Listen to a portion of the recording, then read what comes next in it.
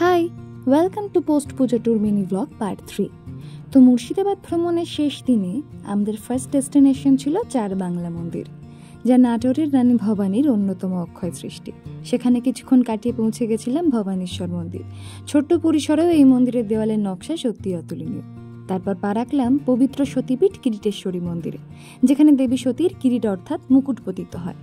দেন ডাহাপাড়া জগৎবন্ধু ধাম দর্শন করে এবং দুপুরের লাঞ্চ সেরে গোধূলি বেলায় পৌঁছে গেছিলাম Hazarduari, the flower of Murshidabad, যেখানে দরজারা আনাচে কানাচে ফিসফিসিয়ে কথা বলে ইতিহাস, আর চোখ খুললেই মুগ্ধ করে রাজকীয় নবাবিয়ানার প্রাচীন নিদর্শন।